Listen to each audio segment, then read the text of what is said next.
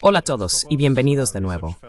Hoy nos acompaña Mark Episcopos, investigador del programa Eurasia en el Quincy Institute, para hablar sobre las relaciones entre Estados Unidos y Rusia. Así que, bienvenido al programa. Encantado de estar aquí. Gracias por invitarme. Recientemente has escrito algunos artículos sobre la posibilidad de un acuerdo de paz, así como sobre la normalización de las relaciones entre Estados Unidos y Rusia, algo que obviamente es de gran importancia para ambas partes, a medida que el mundo se vuelve multipolar.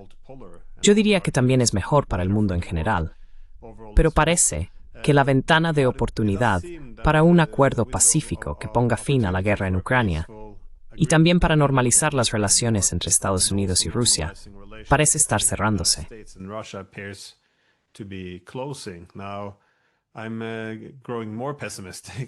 Ahora, me vuelvo más pesimista, ya que parece que la guerra probablemente terminará, o bien por el colapso del ejército ucraniano, o por el colapso del aparato militar ucraniano, lo que espero que resultaría en una paz muy fea.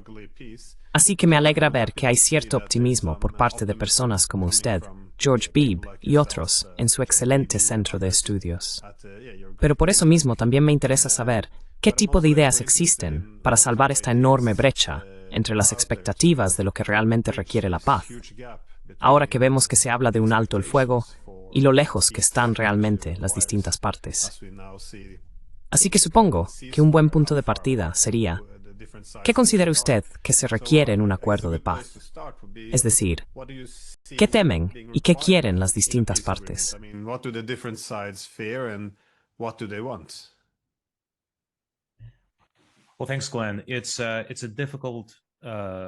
Bueno, gracias, Glenn. Es un proceso difícil y con muchas capas que, en mi opinión, ha sido lamentablemente simplificado por muchas personas que lo observan. Algunos de ellos, creo, son personas bien intencionadas y genuinas que desean que este conflicto termine. Pero existe una tendencia desafortunada a reducir lo que ocurre en Ucrania a una confrontación bilateral entre Rusia y Ucrania.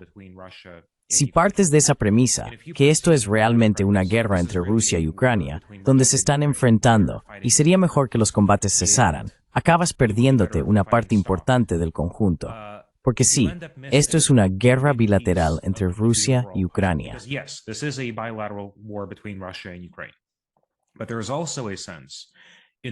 Pero también hay un sentido en el que esto es una confrontación entre Rusia y Occidente que se está desarrollando en suelo ucraniano. Mi opinión siempre ha sido que ambos aspectos deben abordarse simultáneamente para que podamos llegar a un acuerdo de paz duradero y significativo. Eso, desde luego, no significa abandonar a Ucrania. Y creo que todos están comprometidos en ayudar a Ucrania a conseguir el mejor acuerdo posible. Al mismo tiempo, tenemos que ser realistas sobre la situación actual, sobre las condiciones en el campo de batalla, sobre la difícil situación en la que se encuentra Ucrania. Rusia está ganando en el campo de batalla. Rusia tiene una enorme ventaja en poder latente, en recursos latentes.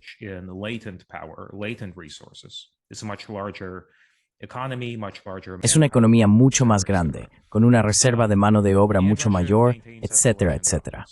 Y Rusia mantiene la supremacía en la escalada sobre Ucrania. Estos son factores reales que simplemente no podemos revertir, por mucho material que enviemos. De hecho, la cantidad de material que podemos enviar está disminuyendo rápidamente.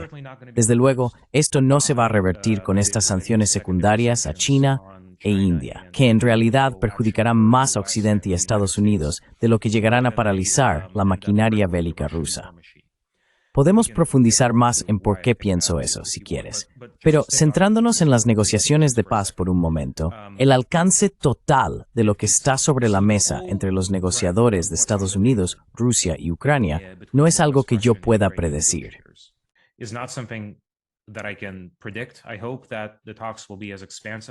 Espero que las conversaciones sean lo más amplias posible y aborden tantas áreas como sea posible. Economía, relaciones diplomáticas, negociaciones nucleares. Creo que todos esos vínculos deben establecerse para que podamos llegar a un punto en el que se pueda alcanzar un acuerdo de paz real. Así que esto no es algo que ninguno de nosotros pueda prenegociar sentados aquí. Lo que sí puedo decir es que los rusos han dejado muy claro durante los últimos meses de diálogo entre Estados Unidos y Rusia, en parte a través de conversaciones directas entre el presidente Trump y el presidente Putin, y en parte como resultado de las visitas continuas del enviado especial Steve Witkoff. Según tengo entendido, estará en Moscú el martes para continuar las conversaciones. Los rusos han dejado claro que no tienen intención de aceptar un alto el fuego incondicional de 30 días.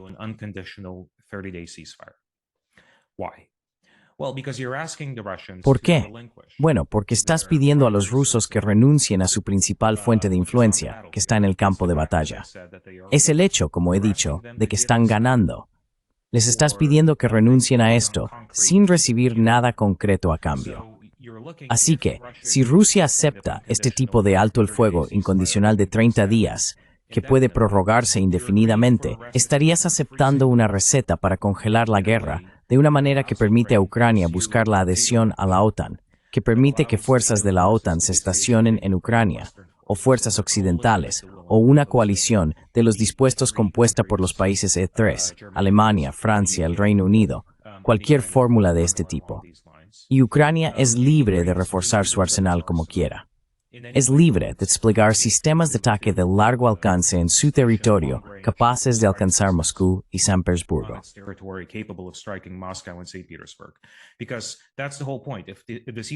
Porque ese es el quid de la cuestión. Si el alto el fuego es incondicional, entonces no hay restricciones sobre nada de esto. Y los rusos simplemente no estarán de acuerdo. No tenemos el poder de coacción, el poder punitivo, para forzar a Rusia, para presionar al presidente Putin a aceptar este tipo de marco para terminar la guerra. Así que existe, creo, esta creencia equivocada por parte de algunos de que esto es solo una guerra bilateral y que la guerra debería terminar. Y esta suposición nos lleva a otra mala suposición, que es que la guerra debería terminar con que ambas partes simplemente dejen de luchar. Estas dos malas suposiciones se retroalimentan y refuerzan mutuamente, impidiéndonos ver el panorama más amplio, el verdadero rompecabezas de cómo acabar con esta guerra, que es en definitiva que no tenemos mucho poder negativo, poder punitivo sobre Rusia.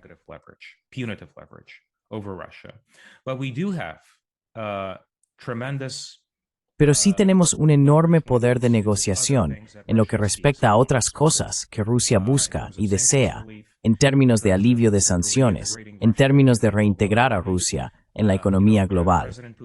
El presidente Putin quiere ser recordado como el hombre en la historia que resolvió el problema de Ucrania en cuanto a las amenazas para Rusia que provienen de Ucrania, amenazas occidentales, pero no quiere ser recordado como el hombre que sumió a Rusia en una generación de aislamiento.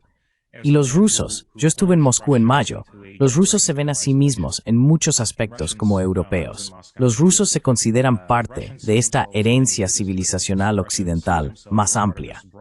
Y no quieren estar en una situación en la que estén completamente aislados del acceso a los mercados occidentales, la esfera cultural occidental, el turismo.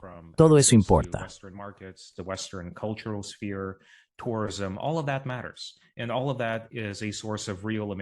Y todo eso es una fuente de verdadera influencia estadounidense.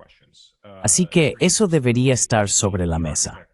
Y luego están las cuestiones nucleares, la estabilidad estratégica, la arquitectura de los acuerdos de control de armas establecidos tras el final de la Guerra Fría se ha ido reduciendo y disolviendo prácticamente en nada durante las últimas décadas. Y creo que es de interés mutuo reiniciar algún tipo de diálogo productivo para restaurar la estabilidad estratégica en Europa, pero también de forma más amplia. Y luego hay muchas otras áreas potenciales. Oriente Medio. Ya sabes, Rusia es el único actor importante en Oriente Medio que mantiene una relación relativamente buena con todos los demás actores de la región. Los Estados Árabes, Irán e Israel. La brisnina no tenés grace with Urathwingnes buenas.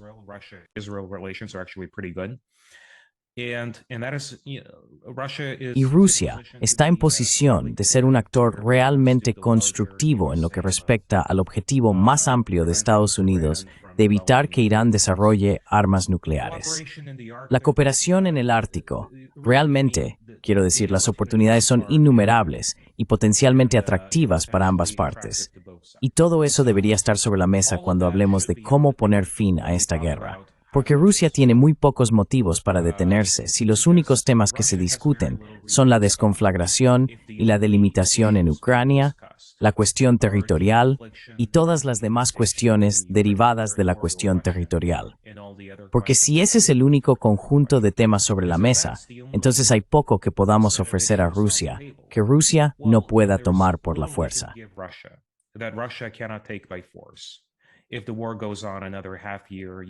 Si la guerra continúa durante otro medio año, un año, año y medio, dependiendo de cuánto material enviemos, ciertamente Ucrania está en una trayectoria de colapso militar. Y entonces Rusia será libre de imponer algún tipo de escenario de capitulación, que nadie quiere, ni Ucrania ni Occidente. Y de hecho, y esto es un poco provocador, pero creo que este tipo de escenario de capitulación ucraniana crearía muchos quebraderos de cabeza para Rusia. Porque Rusia no quiere conquistar toda Ucrania, ni anexarla. Esto supondría muchos problemas, muchos desafíos en cuanto a las relaciones de Rusia con el flanco oriental de la OTAN y el potencial de espirales de escalada con Polonia y los estados bálticos.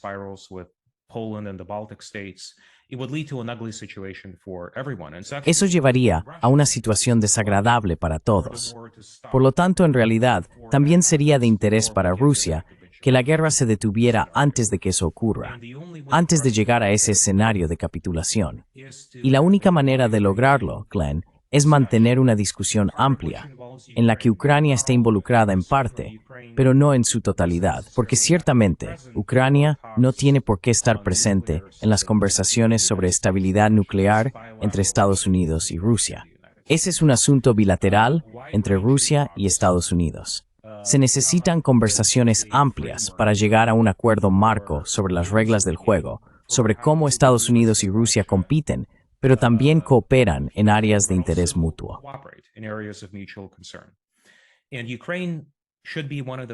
Y Ucrania debería ser uno de esos temas, pero no debería ser el principal, el único, ni el existencial. Porque de nuevo, si centramos todo en eso, en poner fin a la guerra, entonces las negociaciones se romperán porque simplemente tenemos poco que ofrecer. Pero es el viejo dictamen de Eisenhower. El presidente Eisenhower dijo, si no puedes resolver el problema, hazlo más grande. Y la manera de hacer este problema más grande es ampliar el conjunto de cuestiones entre Estados Unidos y Rusia. De ese modo, se crean incentivos reales para que Rusia coopere y para que nosotros lleguemos a algún tipo de acuerdo. Y esa es una forma extensa de llegar al meollo de tu pregunta, que es ¿cómo podría ser realmente este acuerdo?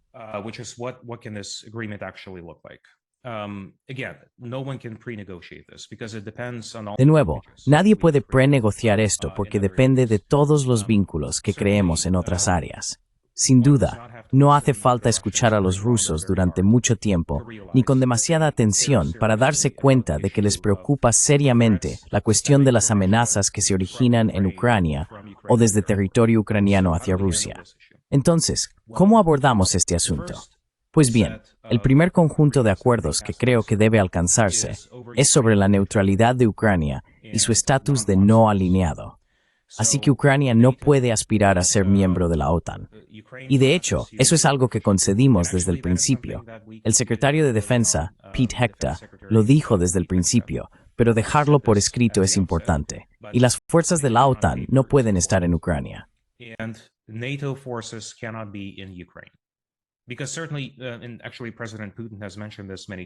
Porque ciertamente, y de hecho, el presidente Putin lo ha mencionado muchas veces, Ucrania no tiene que ser miembro de la OTAN para albergar fuerzas de la OTAN en su territorio.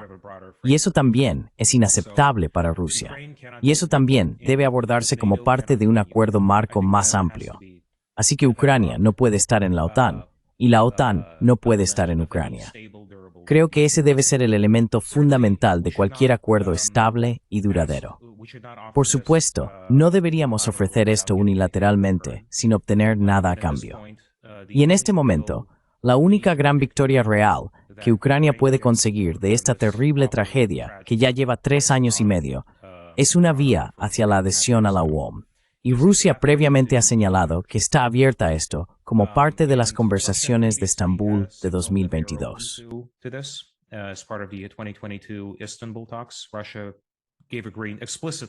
Rusia dio luz verde, diciendo explícitamente que no tiene objeciones a que Ucrania busque la adhesión a la UE.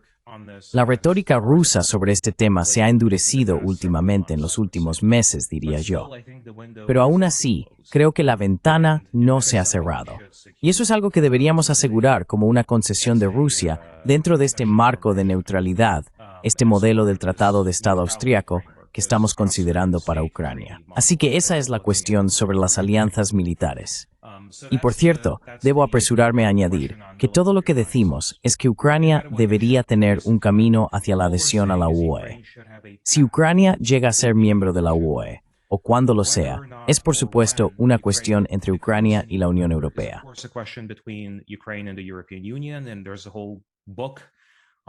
Y existe todo un libro de directrices y normativas llamado el Acquis communautaire que hay que seguir. Es muy complejo, y Ucrania, por lo que puedo ver, está muy lejos de cumplir con todas estas condiciones. Pero eso, de nuevo, debería ser algo entre Ucrania y la Unión Europea. Y Rusia simplemente debería decir que no tiene objeciones a que Ucrania siga este camino europeo. Luego, el otro elemento es la cuestión de las garantías de seguridad, porque si se plantea la cuestión de la adhesión a la UE y a la OTAN en este tipo de paquete, y se dice que se va a intercambiar la adhesión a la OTAN por la adhesión a la UE, queda abierta la cuestión de cómo se defenderá Ucrania ante una posible futura reinvasión rusa.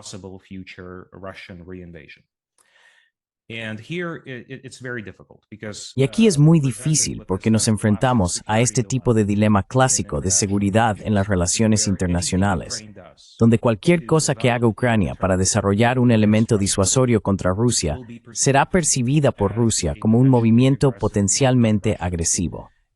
Esto nos lleva a una situación en la que a Rusia le resultará muy difícil aceptar que Ucrania desarrolle un elemento disuasorio nacional capaz y robusto por sí misma. Por eso los europeos hablan mucho del modelo del erizo de acero para la disuasión ucraniana. Soy muy escéptico de que los rusos vayan a aceptar eso.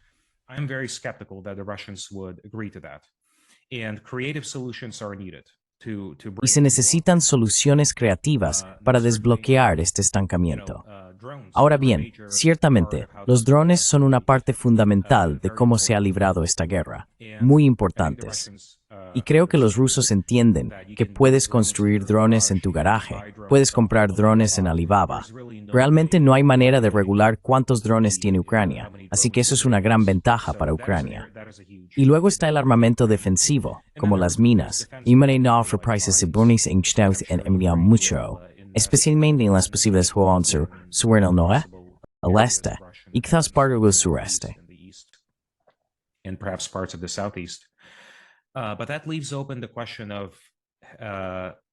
Pero eso deja abierta la cuestión de los sistemas de armamento pesado, carros de combate principales, cazas, sistemas de defensa aérea, sistemas de misiles, todo eso.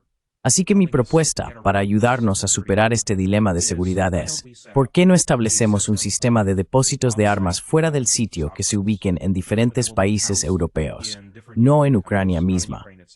Y estas no serían armas ucranianas. Serían armas europeas que se prestarían o alquilarían a Ucrania en caso de una posible futura reinvasión rusa. Hay mucho más, pero lo resumo aquí para ahorrar tiempo. Una reinvasión rusa desencadenaría un periodo de consultas de 24 a 48 horas.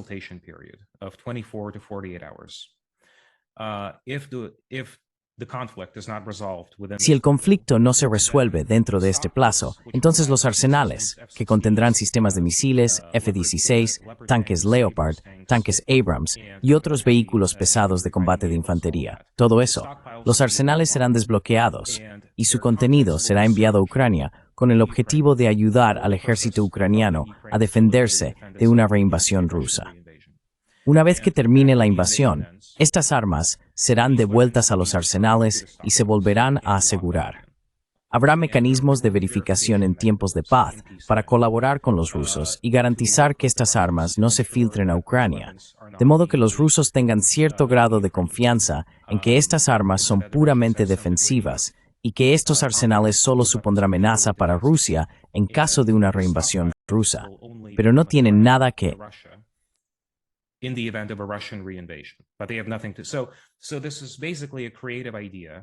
Así que básicamente, esta es una idea creativa para ayudarnos a superar el dilema de seguridad. Porque esta propuesta garantiza que Ucrania tenga un mecanismo real para defenderse de una manera que no aumente realmente el poder ofensivo ucraniano ni occidental contra Rusia. Y he mantenido buenas conversaciones sobre esto tanto con mis homólogos ucranianos como con los rusos. He visto muchas señales positivas de que esto es algo que la gente está dispuesta a considerar en niveles bastante altos, y eso ha sido realmente alentador de ver. Pero ese es el tipo de pensamiento creativo que nos ayudará a salir de este dilema de seguridad y a proporcionar a Ucrania garantías razonables sobre su capacidad de defenderse, al mismo tiempo que se abordan las preocupaciones de Rusia, que sin duda está en posición de hacerlas valer, ¿verdad?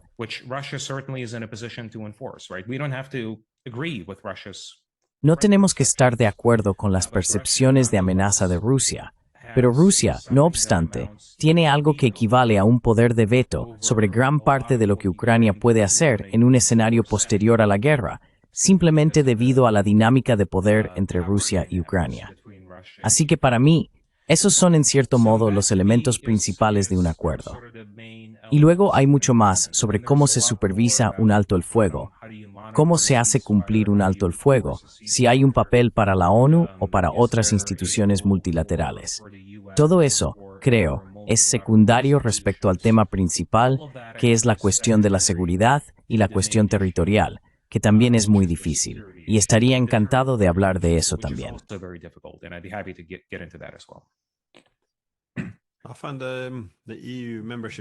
Me parece interesante la propuesta de adhesión a la UED, porque como he dicho, George P.B. mencionó lo mismo, simplemente para que los ucranianos obtengan algo a cambio. Porque la forma en que terminará esta guerra, ya sea en el campo de batalla o mediante la diplomacia, será una derrota muy humillante para los ucranianos.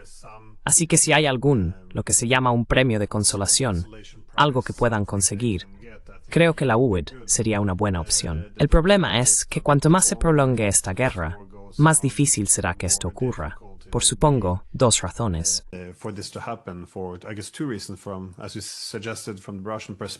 Como has sugerido, desde la perspectiva rusa, dado que la UE está pasando de ser un proyecto económico a lo que la propia UE denomina un proyecto geopolítico, esto dificulta la aceptación por parte de Rusia, pero también de los Estados miembros de la Unión Europea. Cuanto más destruida esté Ucrania, y con su infraestructura siendo cada día más devastada, más difícil será para países como Hungría, Eslovaquia o Polonia, en ese sentido, estar dispuestos a asumir el coste de esto e intentar llevar la economía ucraniana a los estándares de la UE. Así que será un proyecto muy costoso si Ucrania queda completamente destruida. Además, creo que hay un problema dentro de la UE, porque durante los últimos 30 años hemos estado repitiendo este mantra de que Rusia no tiene poder de veto sobre lo que hace Ucrania, la OTAN o la UE.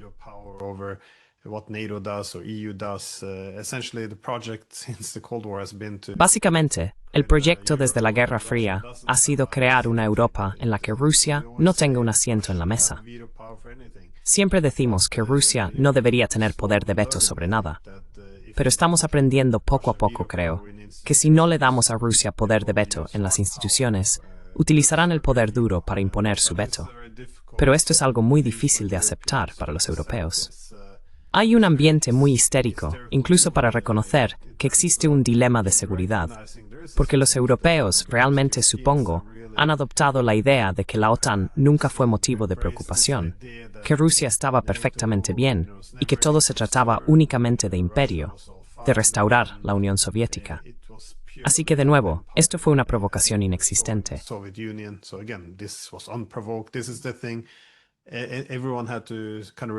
Esta es la cuestión. Todo el mundo tenía que repetir estos eslóganes para tener un espacio legítimo en los medios y en el gobierno. Así que todos se encerraron en una posición muy extraña, y ahora hay muy poco margen de maniobra. Pero por supuesto, creo que el dilema de seguridad es importante de abordar. Sin embargo, parece que este conflicto tiene tres capas. Obviamente la principal es la geopolítica, es decir, que Ucrania sea atraída hacia la órbita de la OTAN, lo que desencadena un enorme dilema de seguridad con los rusos. En segundo lugar, estarían los problemas bilaterales, ahora también entre Ucrania y Rusia. No hace falta decir nada más al respecto. Y la tercera es interna, dentro de Ucrania. Dado que tienen una minoría ruso-parlante tan significativa, la desrusificación, que se intensificó con la guerra, ha llevado a una reducción de la libertad lingüística, de los derechos políticos y de los derechos religiosos, es decir, en todos los ámbitos.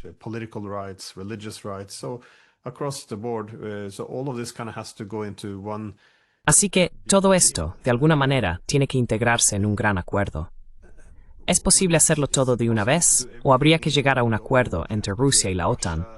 En el fondo, parece que son los estadounidenses y los rusos quienes realmente tienen que llegar a un entendimiento.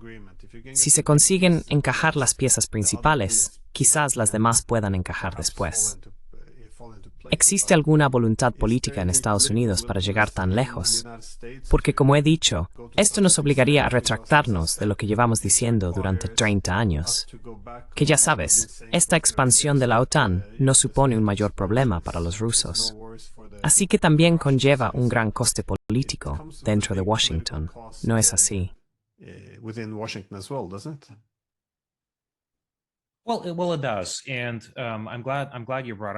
Bueno, así es. Y me alegro de que hayas sacado a relucir este tema de que los rusos llevan décadas protestando contra la política de la OTAN. Y nuestra respuesta ha sido, aguanta. No tienes derecho a veto. La OTAN hará lo que quiera. Y de alguna manera, Putin ha cerrado unilateralmente y con éxito la política de puertas abiertas de la OTAN al enviar una señal al resto de la región, Armenia, Georgia, Moldavia, sobre lo que ocurrirá si siguen ese camino. Vendremos y os golpearemos con una porra, y recordaréis el dolor durante décadas o generaciones. Y esa es una solución, aunque bastante poco elegante, a este problema de la expansión de la OTAN. Ahora, la cuestión es, ¿qué pasará después de Putin? Esta amenaza de la fuerza rusa es relevante y significativa en el contexto político actual, pero ¿qué ocurrirá en las próximas décadas si, o cuándo, cambie el panorama político en Rusia?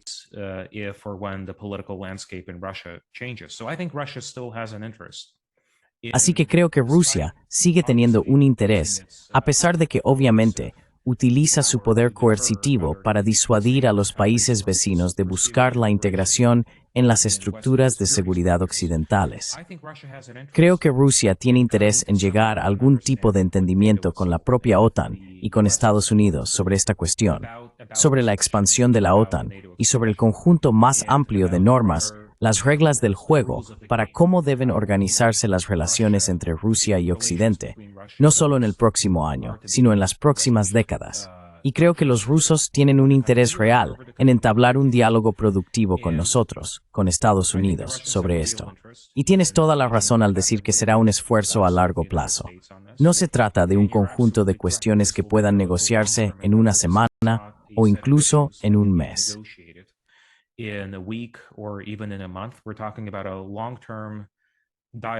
Estamos hablando de un esfuerzo a largo plazo, un diálogo que tendrá que llevarse a cabo a través de varios canales entre Rusia y Estados Unidos, pero también entre Rusia y la Unión Europea, eventualmente, aunque la Unión Europea, por supuesto, no está actualmente dispuesta a hablar con Rusia sobre nada, y también entre Rusia y la OTAN.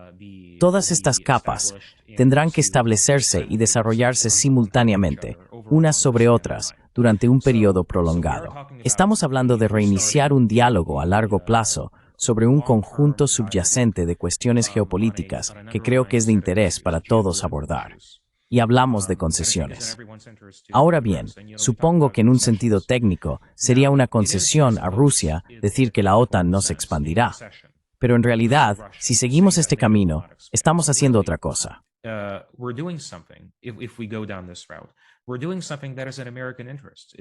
Estamos haciendo algo que está en el interés de Estados Unidos.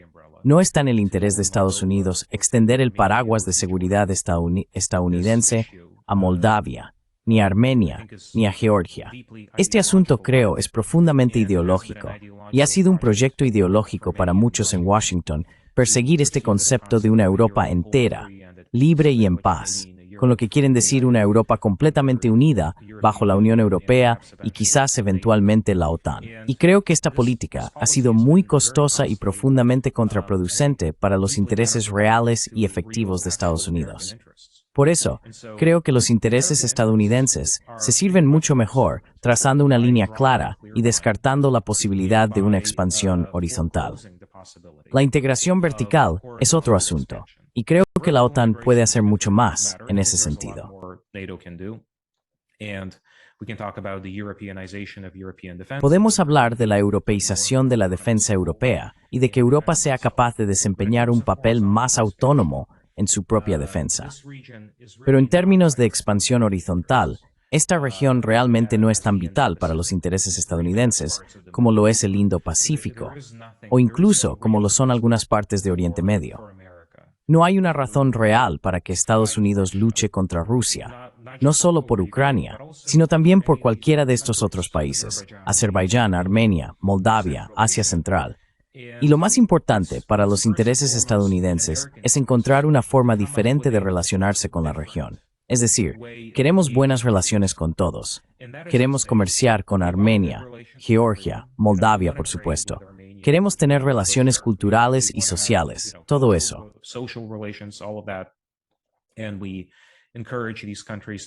Y animamos a estos países a mantener buenas relaciones con la Unión Europea. Pero no hay ninguna razón para que el paraguas de seguridad occidental se extienda a esta región, porque esto alimenta una espiral de escalada con Rusia. Establece las condiciones para un posible nuevo gran conflicto con Rusia. Y no obtenemos nada a cambio. Estados Unidos no gana nada expandiendo su paraguas de seguridad de esta manera. Así que, en cierto sentido, es una concesión a Rusia decir que no habrá más expansión de la OTAN. Pero por otro lado, estamos haciendo algo que deberíamos haber hecho hace mucho tiempo, y estamos haciendo algo que creo que responde plenamente al interés de Estados Unidos. Porque la cuestión de fondo en todo esto es, ¿cómo nos replegamos?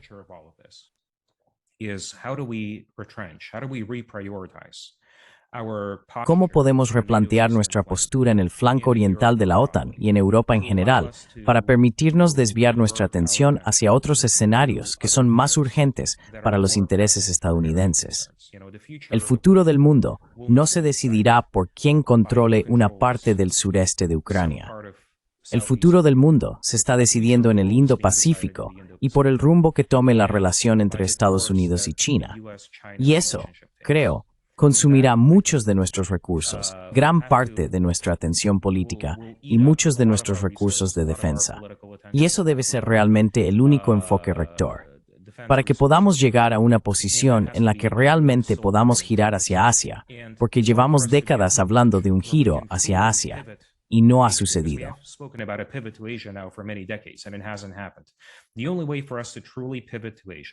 La única manera de que realmente podamos pivotar hacia Asia es lograr una situación estable en el flanco oriental de la OTAN. Parte de cómo llegamos ahí es a través de la disuasión. Pero la disuasión sin compromiso es una receta para la escalada.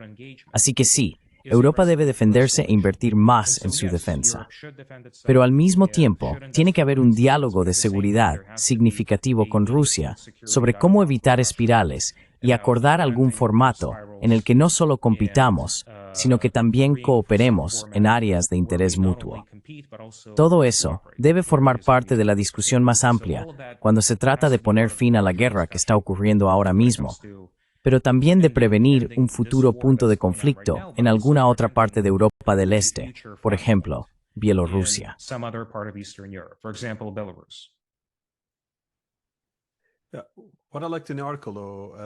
Lo que me gustó del artículo, sin embargo, fue el enfoque en las armas europeas almacenadas en Europa que potencialmente podrían enviarse a Rusia.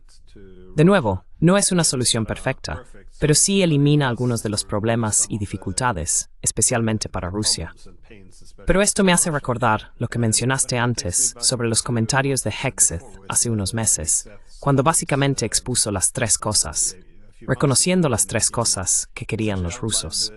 Así que, primero, reconoció que Ucrania tendría que ser neutral, es decir, nada de la OTAN. De nuevo, esto podría ser difícil de conseguir apoyo político.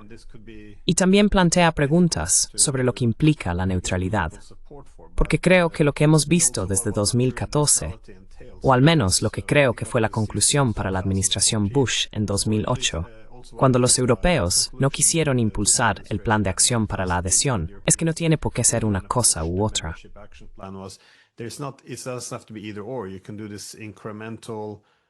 Se puede realizar esta incorporación incremental de Ucrania en la órbita de la OTAN, convirtiéndose en un miembro de facto de la OTAN antes de la formalidad, de modo que el compromiso formal se convierta en un paso mucho menor o simplemente en un pequeño obstáculo.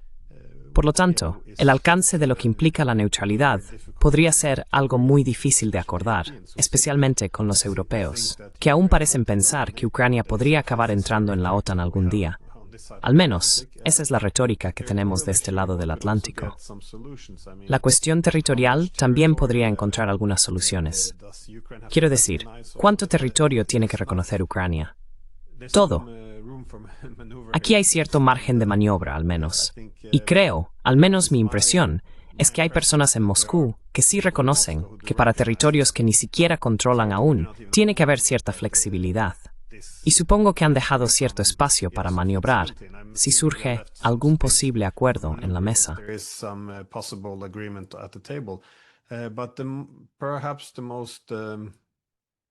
Pero quizás el área más difícil, en términos del dilema de seguridad, serían las garantías de seguridad, porque esto entra en la cuestión de la neutralidad. Y de nuevo, el núcleo del dilema de seguridad es, ¿esto es con fines defensivos u ofensivos? Así que, tener esta enorme cantidad de misiles, que podrían ser entregados rápidamente a Ucrania si fuera necesario, parece que podría crear problemas en muchos ámbitos. Uno sería, si estos misiles deben ser gestionados por soldados estadounidenses o de la OTAN en términos de atacar a Rusia. Esto se consideraría casi como legitimar un ataque de la OTAN contra Rusia. Pero también, si esto está en marcha, habría un incentivo quizás para que la OTAN, si en el futuro lo necesita, pues reduzca a los rusos. Tendrían este ejército ucraniano casi listo, al que solo tendrían que armar en poco tiempo. De nuevo, desde la perspectiva rusa, verían este potencial ofensivo.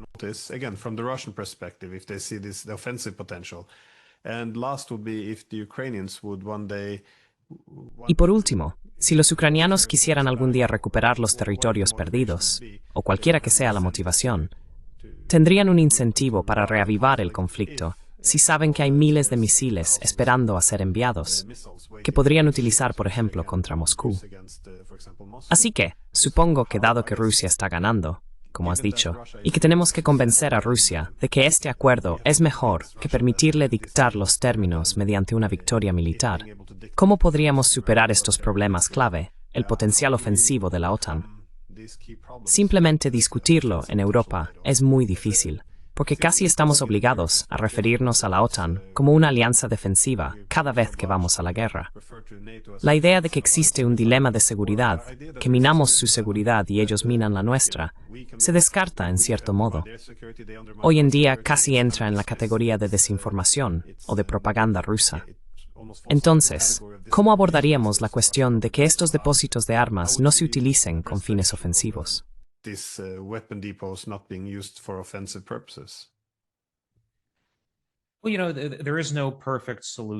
Bueno, ya sabes, no existe una solución perfecta. Incluso la pertenencia a la OTAN no es una solución perfecta. Puedes preguntarle a cualquier estonio o letón. Hay mucha ansiedad en estos países sobre si la OTAN o Estados Unidos realmente lucharían contra Rusia por ellos. Así que ya sabes, la perfección no es de este mundo. Tenemos que conformarnos con los compromisos y las decisiones difíciles que tenemos a nuestro alcance ahora. Así que creo que tendría que quedar muy claro que este arsenal de armas solo se desbloqueará en caso de una reinvasión rusa. No se desbloqueará si Ucrania decide por su propia voluntad recuperar territorios que ha perdido. Ahora bien, requiere eso el reconocimiento de iure por parte de Ucrania de todos los territorios.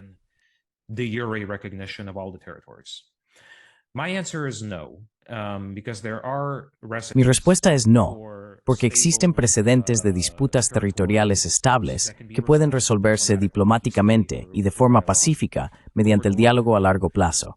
Chipre es un ejemplo. Y desde luego, creo que sería extremadamente difícil políticamente para cualquier líder ucraniano reconocer estos territorios de manera de jure. No soy un experto en política ucraniana, pero simplemente no estoy seguro de que sea políticamente viable para Ucrania. Ahora bien, en abril estuvimos cerca de un formato muy interesante con el marco de Steve Witkoff para un alto el fuego, en el que Estados Unidos reconocería legalmente Crimea como rusa, como forma de sentar las bases para una mejora significativa en las relaciones entre Estados Unidos y Rusia, y la eliminación de muchas de las sanciones que hemos impuesto a Rusia desde 2014. Y el resto se reconocería de facto.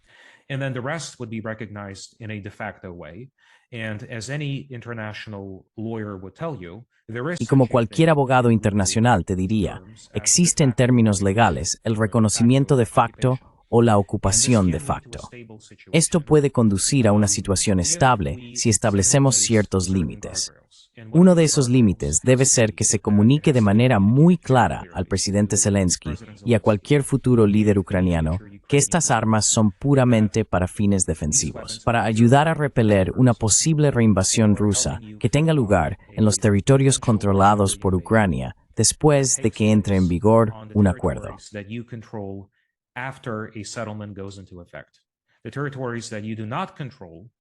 Los territorios que no controles después de que entre en vigor un acuerdo no estarán cubiertos por esta garantía de seguridad y las reservas no están destinadas a ser utilizadas con ese propósito.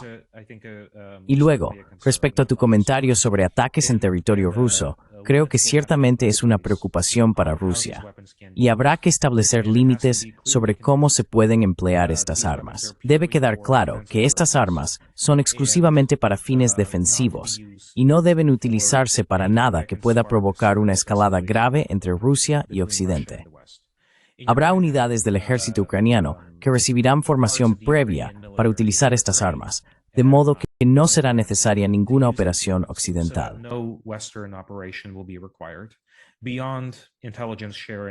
Más allá del intercambio de inteligencia y el tipo de cosas que ya estamos haciendo, porque, por supuesto, como todos sabemos, muchos de estos sistemas de misiles simplemente no pueden utilizarse sin datos, sin información en tiempo real proporcionada por los ejércitos occidentales. Esa es simplemente la realidad de cómo funciona esta tecnología. Si miras los HIMARS, los ATAC-MS, los misiles Storm Shadow, tiene que haber intercambio de inteligencia occidental para que estas armas se utilicen de manera efectiva. Pero como somos nosotros quienes compartimos la inteligencia, podemos elegir no compartir información para ataques sobre Moscú o San Petersburgo. Eso está completamente dentro de nuestra competencia, porque somos nosotros quienes proporcionamos la ayuda. Y por lo tanto tenemos derecho a imponer límites sobre cómo se puede utilizar esa ayuda.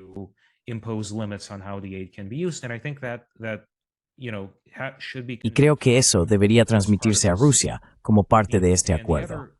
El otro componente de esto, y lo mencioné en mi artículo para Responsible Statecraft, en el que expongo esta propuesta, es que cualquier ataque ruso contra los propios almacenes sería considerado un acto de guerra contra el país anfitrión, Rumanía, Polonia, Dinamarca o cualquier otro país que decida participar en esto. Eso sería motivo para activar el artículo 5. Esto es simplemente para eliminar cualquier tentación por parte de Rusia de lanzar algún tipo de ataque preventivo contra estos almacenes antes de una posible reinvasión. Si observamos la cuestión en un sentido más amplio, y perdón por esta digresión histórica, pero al fin y al cabo soy historiador de formación,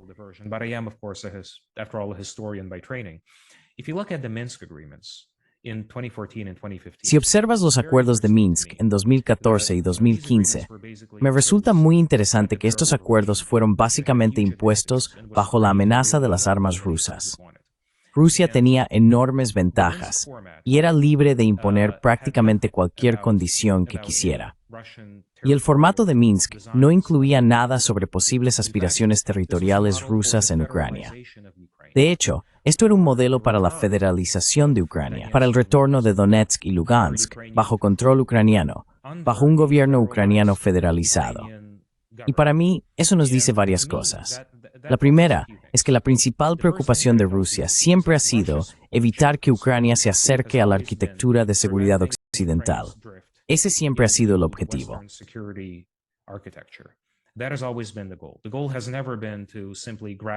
El objetivo nunca ha sido simplemente apoderarse de más territorio ucraniano. Y creo que eso nos dice algo sobre lo que Rusia buscaría en esta negociación. Debería ser una señal para los negociadores estadounidenses, para la Casa Blanca, de que este enfoque en el territorio, en la medida en que la Casa Blanca lo considere el único gran problema, es erróneo. En cambio, tenemos que analizar las cuestiones de seguridad más amplias que nos han llevado hasta aquí, que nos han conducido a esta crisis aguda entre Rusia y Occidente. Por supuesto, el territorio es importante y no puede separarse de lo que está ocurriendo. Pero reducir todo a una cuestión territorial es no ver el bosque por los árboles y nos impedirá alcanzar un acuerdo estable y significativo.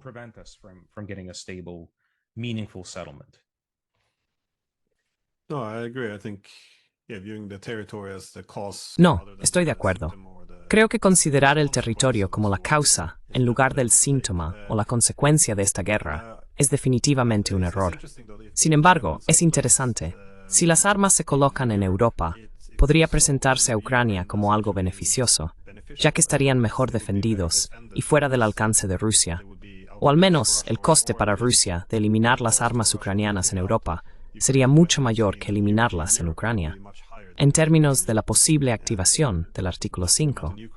Pero, por otro lado, no sé si puedo imaginar que, si hubiera una guerra directa entre Estados Unidos y México, un acuerdo de paz implicara que Rusia y China prometieran enviar muchas armas a México, misiles para atacar Washington, si el conflicto volviera a reavivarse.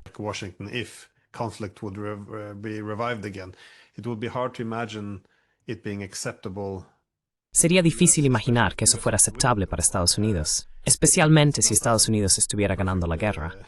De nuevo, no es un ejemplo perfecto, pero como has dicho, aquí no hay una solución perfecta. Así que creo que, de manera similar, la exigencia rusa de que Ucrania se desmilitarice por completo, reduzca su ejército y se vuelva completamente indefensa.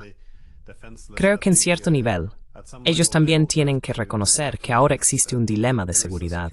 Sí, quizás el dilema fue provocado por la expansión de la OTAN hacia el este, pero ahora, obviamente, Ucrania tiene todas las razones del mundo para temer mucho a Rusia. Si no hay armas ni seguridad, eso también podría llevar al poder en Kiev a fuerzas políticas muy peligrosas.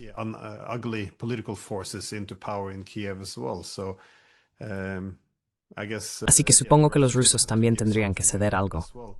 Sin embargo, quería preguntar sobre los europeos, porque te centras en Estados Unidos, Ucrania y Rusia, como supongo las tres partes más importantes de este conflicto. Pero en Europa, la disposición a poner fin a la guerra es, bueno, hay muy poca disposición. Y como has sugerido, a Estados Unidos le gustaría que esta guerra terminara para poder volver a centrarse en Asia. Pero aquí en Europa, tengo la impresión de que no queremos que la guerra termine precisamente por esa razón. Si la guerra termina, Estados Unidos se va de Ucrania, también se va de Europa. Creo que la continuación de esta guerra es una forma de anclar a Estados Unidos al continente.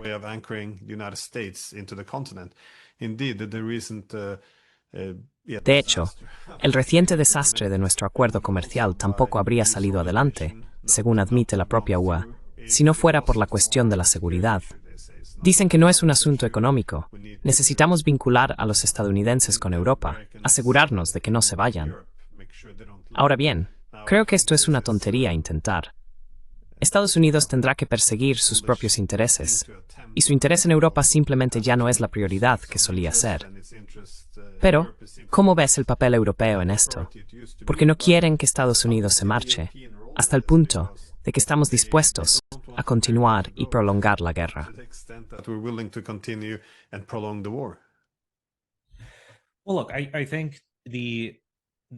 Bueno, mira, creo que la crisis en Ucrania está inextricablemente ligada a nuestra postura más amplia en Europa. Y tienes toda la razón al decir que los europeos están utilizando esto como una especie de excusa para mantenernos en Europa, lo cual me parece en realidad una visión miope por su parte, y una tontería, porque deberían estar invirtiendo en su propia defensa, deberían estar desarrollando sus propias capacidades. En la medida en que se están enviando enormes cantidades de armas europeas a Ucrania, eso está comprometiendo la preparación militar de Europa para una causa que no se puede ganar, para prolongar una guerra cuyo desenlace es, ya sabes, está claro, lamentablemente, para Ucrania y para Occidente. Así que creo que debe haber un enfoque de palo y zanahoria en la manera en que tratamos con Europa.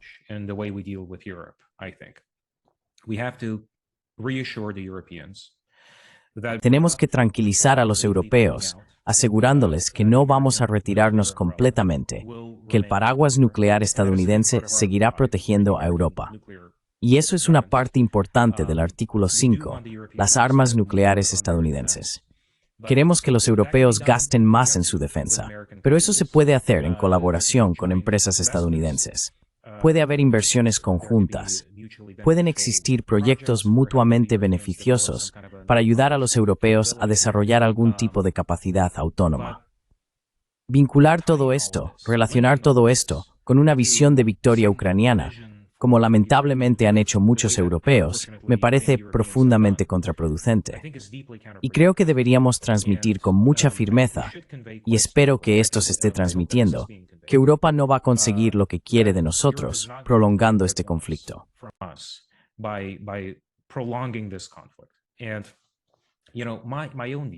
Y mi propia opinión, y sé que hay diferentes enfoques sobre esto, es que los europeos, sin duda, están intentando prolongar el conflicto. Eso queda absolutamente claro por toda la retórica que hemos visto hasta ahora y el continuo compromiso europeo con el mantra del presidente Biden del tiempo que sea necesario. Todavía se escucha a los líderes europeos repetir el tiempo que sea necesario. Esa frase horrible y vacía, que en realidad es muy cruel para Ucrania, porque nunca hemos especificado el tiempo que sea necesario para qué. Y Ucrania está siendo desangrada, está siendo privada de un futuro, de la posibilidad de ser un país próspero, floreciente y soberano en un escenario de posguerra por políticos europeos cínicos que consideran que les conviene que la guerra continúe otro año, otro mes, otra semana.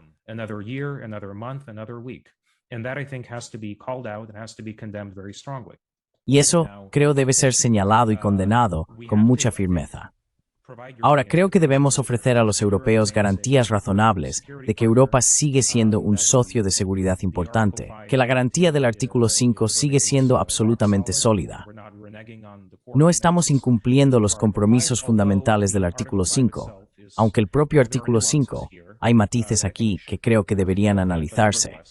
Pero no obstante, al mismo tiempo, en mi opinión, la capacidad de Europa para realmente sabotear un acuerdo, si hay un acuerdo sobre la mesa entre Rusia, Estados Unidos y Ucrania, es muy limitada, porque, como hemos visto en las últimas semanas con estas negociaciones sobre aranceles entre el presidente Trump y Ursula von der Leyen, tenemos un poder de negociación colosal sobre Europa, y Europa tiene muy poco poder de negociación sobre nosotros.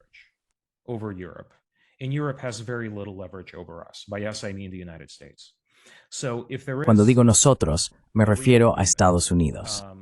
Así que, si existe un acuerdo real que los rusos estén, en principio, dispuestos a aceptar, y los ucranianos también estén dispuestos a aceptarlo, creo que sería muy difícil para los europeos ejercer algún tipo de veto sobre eso. Incluso con el marco de abril para un alto el fuego, los europeos no estaban contentos con ello, y los ucranianos tampoco. Pero los ucranianos, y esto es lo que he estado escuchando de las personas con las que he hablado, básicamente aceptaron el marco de Estambul para un alto el fuego en abril. Y los europeos no tuvieron más remedio que aceptarlo también en ese momento.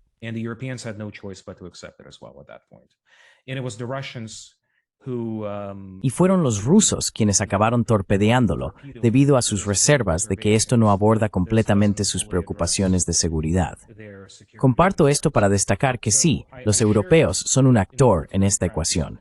Realmente, no estamos hablando de un triángulo, no estamos hablando de Rusia, Estados Unidos y Ucrania. Estamos hablando de Rusia, Estados Unidos, Ucrania y Europa.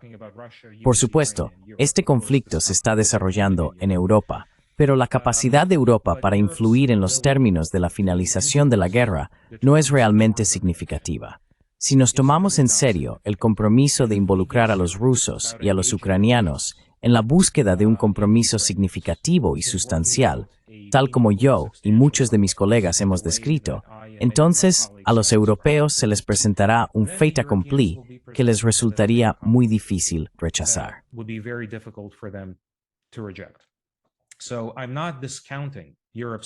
Así que no estoy descartando la capacidad de Europa para ser un actor obstructivo, pero también me preocupa que nos escondamos detrás de Europa como la razón por la que no se ha alcanzado un acuerdo. El alto el fuego incondicional de 30 días fue propuesto por nosotros, no lo propusieron los europeos, fue idea nuestra. Y nosotros, ya sabes, asumimos una gran parte de no quiero decir la culpa, porque el presidente Trump ha hecho mucho para poner fin a esta guerra.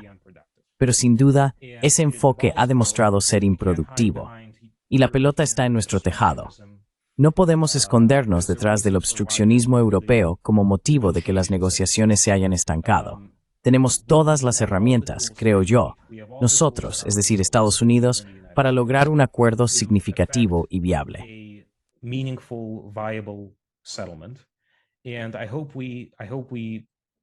Y espero que redoblemos nuestros esfuerzos en esta ventana de oportunidad que tenemos. Y por cierto, creo que esa ventana se está reduciendo en esta ventana que tenemos para resolver esta guerra. Sí, creo que es posible. Y creo que no solo está en el interés de Estados Unidos, sino que en realidad también está en el interés de Europa, aunque ellos no se den cuenta. Y solo un último punto. Europa ha sufrido económicamente a una escala colosal como resultado de esta guerra. Y creo que el daño total a las economías europeas desde 2022 aún no ha sido plenamente comprendido por los estadounidenses. Porque desde el otro lado del Atlántico nos resulta difícil entender hasta qué punto han caído los niveles de vida europeos, británicos, alemanes, franceses, lo grave que ha sido la inflación y hasta dónde han subido los precios.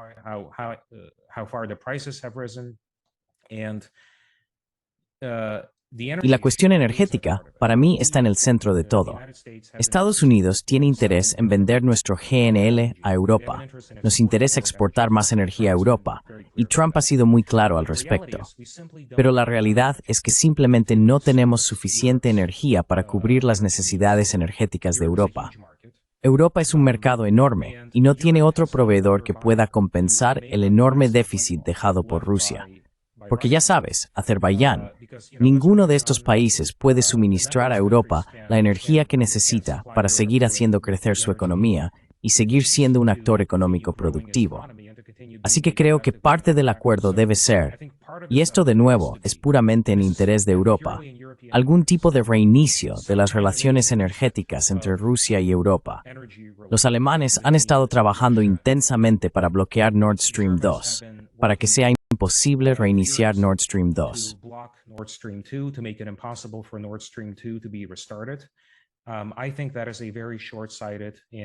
Creo que es una decisión muy miope e imprudente. Y no podemos ser más europeos que los propios europeos.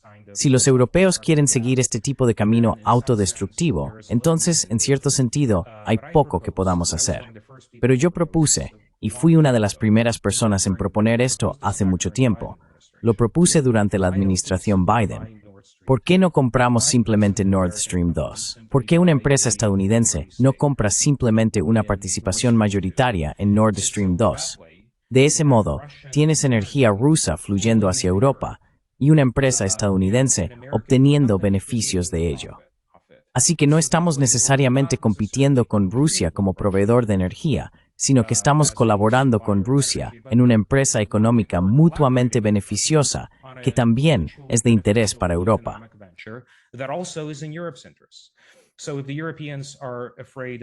Así que los europeos tienen miedo de comprar energía rusa por la razón que sea. Hemos escuchado mucho sobre el chantaje energético ruso, y personalmente soy bastante escéptico respecto a este concepto. Hasta donde yo sé, y corrígeme si me equivoco, Gazprom siempre ha cumplido muy bien sus contratos, y no he visto que Rusia haya utilizado la energía como arma de esta manera, al menos no antes de 2022. Pero si los europeos no se sienten cómodos comprando energía rusa, entonces trabajemos con los rusos en esta empresa conjunta para que los europeos compren energía rusa a través de un gasoducto propiedad de Estados Unidos entre Rusia y Europa. Así que hay todo tipo de soluciones creativas para sacar a los europeos de este lío económico en el que están. Y espero que los europeos colaboren con nosotros para lograrlo.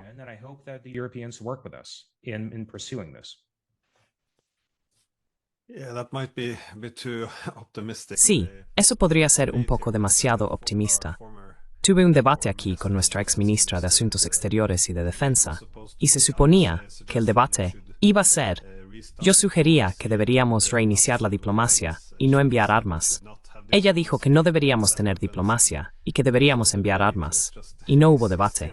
Fue simplemente una reacción histérica sobre cómo cualquier diplomacia o cualquier reducción en el envío de armas es propaganda y sirve a la causa rusa. Así que se han comprometido muy profundamente con esta guerra.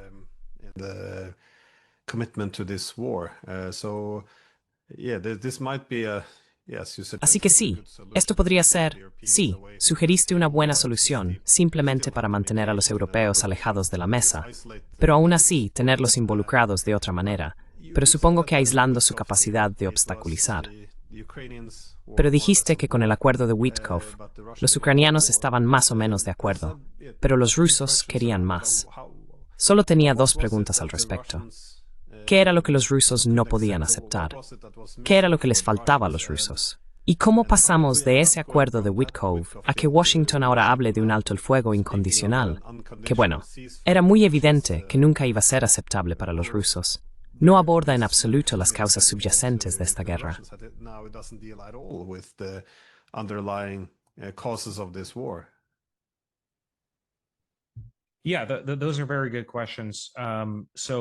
Sí, esas son muy buenas preguntas. Para retroceder a abril, había dos borradores de tratados con Rusia sobre la mesa.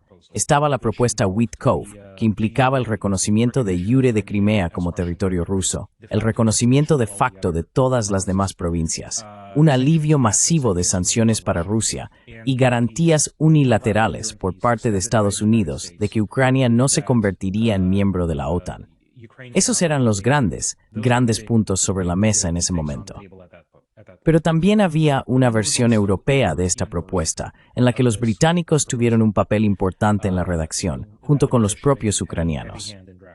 Y esta propuesta era muy diferente. No ofrecía estas garantías respecto a la OTAN. No implicaba un alivio inmediato de las sanciones.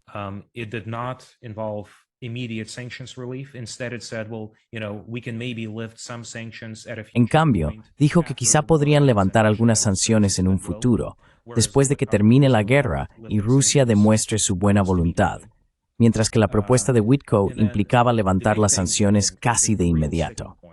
Y luego está el gran tema, creo que el verdadero escollo, que la versión europea ucraniana de esta propuesta no prohibía explícitamente que tropas occidentales estuvieran estacionadas en Ucrania. Y eso, como sabemos, es una línea roja clara para Rusia. Por eso creo que los rusos finalmente sintieron que sus preocupaciones de seguridad no se abordaron adecuadamente. Así que la propuesta de Witkow y la propuesta europea acabaron fusionándose o semifusionándose en algún momento, y se volvió confuso cuál era cuál.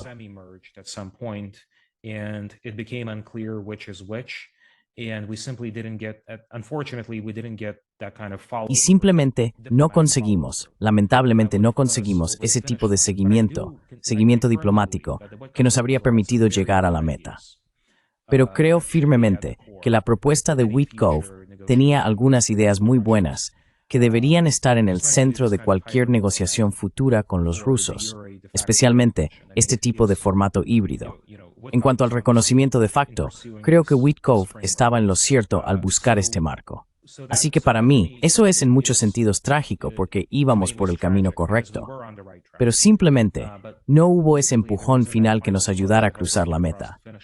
Y respecto a tu otra pregunta, diría que la administración realmente quiere acabar con esta guerra. Esto lleva ya medio año y hay una sensación creciente de frustración.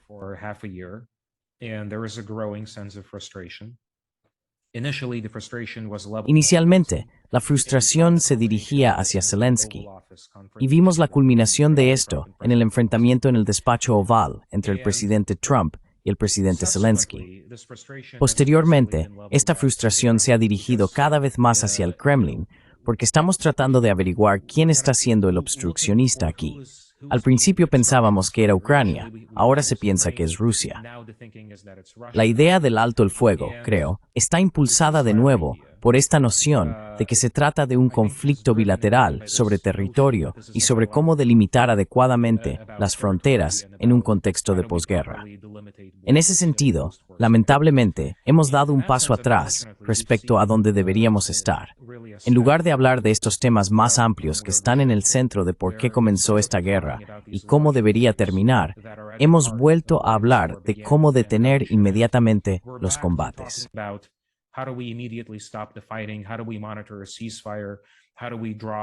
¿Cómo supervisamos un alto el fuego? ¿Cómo trazamos? ¿Cómo congelamos el conflicto? Para mí, ese no es un enfoque productivo ni prometedor.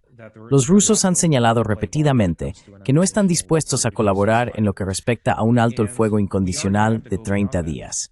Y vamos a tener que ir más allá de eso si realmente somos serios, y creo que lo somos, sobre poner fin a esta guerra de una manera viable y efectiva. De nuevo, creo que la ventana de oportunidad está abierta ahora mismo, pero no va a estarlo para siempre. Y realmente espero ver otro impulso diplomático en torno a algún tipo de acuerdo marco que nos aleje de este discurso sobre altos el fuego incondicionales. Porque los altos el fuego condicionales son ciertamente algo que los rusos están dispuestos a considerar.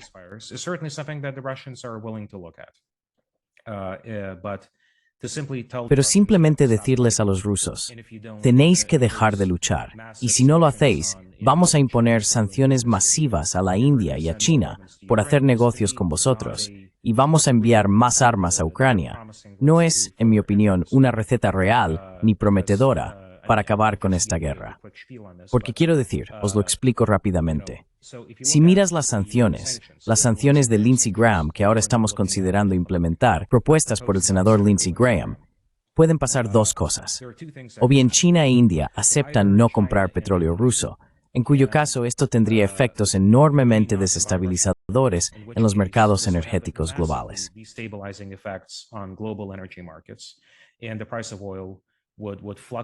Y el precio del petróleo fluctuaría, se dispararía enormemente.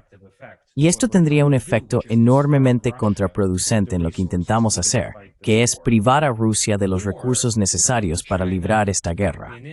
O bien China e India podrían pagar los aranceles, en cuyo caso, como sabemos por economía, sin aranceles, entonces los precios al consumidor en Estados Unidos aumentarán enormemente, porque los productores chinos e indios ahora tienen esta enorme barrera para hacer negocios con Estados Unidos.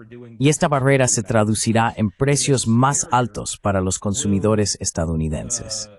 Así que, sea cual sea el camino que tomemos, esto se volverá en contra de la economía estadounidense.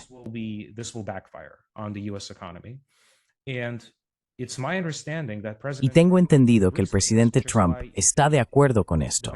Por lo que en los últimos días, cuando se le ha preguntado sobre las sanciones, el presidente Trump ha dicho de forma bastante explícita que no cree que las sanciones vayan a ser efectivas, pero que de alguna manera nos estamos obligando a hacer algo porque nosotros mismos hemos impuesto este plazo a Rusia.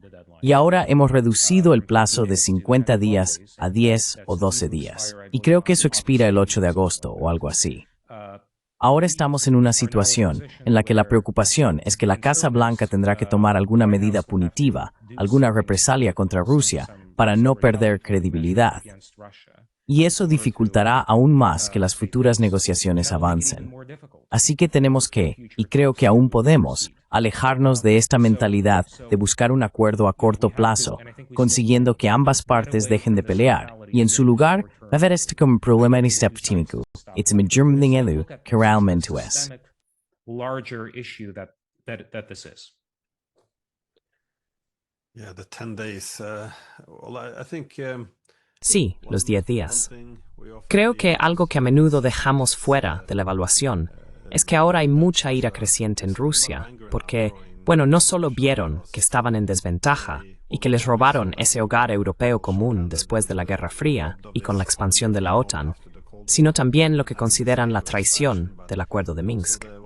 Y de nuevo, si uno quiere saber, supongo, por qué los rusos no aceptarían el Acuerdo de Minsk, no el Acuerdo de Wittkov, es porque temen que cualquier acuerdo sea otro Acuerdo de Minsk. Es decir, congelar el conflicto, ganar tiempo para llenar Ucrania de armas, entrenar a su ejército y luego luchar otro día en mejores condiciones.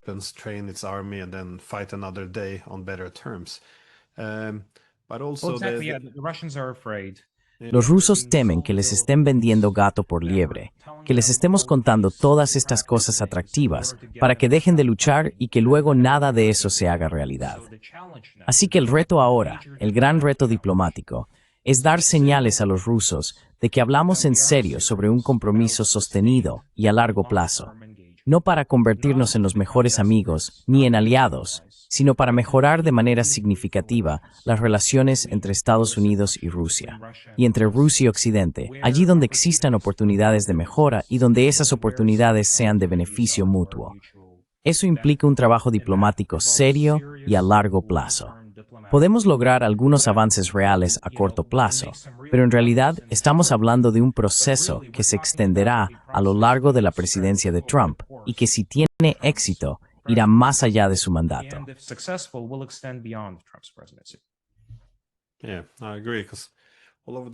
Sí, estoy de acuerdo, porque en los últimos años todo lo que hemos escuchado es desangrar a Rusia, derrota estratégica de Rusia, destruir, desmembrar, y ahora se habla con total naturalidad de invadir Kaliningrado, que de nuevo es parte de Rusia. Y toda esta escalada, el sabotaje de la paz, hay mucho. A menudo nos centramos en cómo ya no confiamos en los rusos y en nuestra ira. Pero esto es muy mutuo. Se está acumulando mucho resentimiento y también una falta de fe en que sea posible llegar realmente a un acuerdo con nosotros. Pero de nuevo, creo que es necesario y que también está vinculado a algo más grande. Si esto fuera solo Ucrania, sería una batalla dentro de una guerra más amplia, creo, porque entonces surgirían tensiones similares, no solo en Georgia, sino también en Moldavia.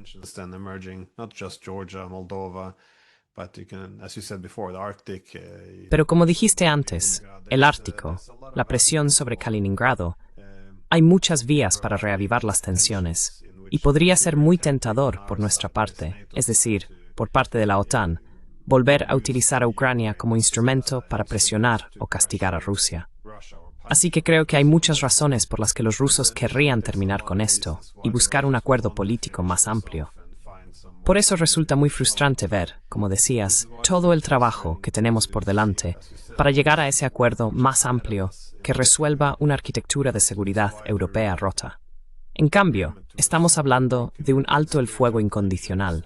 Incondicional suena como una palabra maravillosa, pero lo único que significa es que en realidad no vamos a abordar ninguno de los problemas políticos, lo cual es extremadamente frustrante. Pero sí, aquí estamos.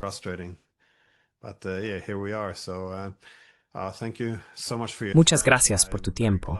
Me alegra mucho que haya personas que estén dedicando un trabajo real y serio a la necesidad de la paz. Como empecé diciendo, si no la conseguimos, creo que es bastante obvio que esto terminará con una victoria rusa. Pero creo que va a ser una paz muy fea, ya que puede que ni siquiera sirva a los intereses rusos si desestabiliza Europa en exceso. Así que de nuevo, muchas gracias. Y sí, dejaré un enlace al artículo en la descripción y mencionaré dónde más puede encontrarte la gente.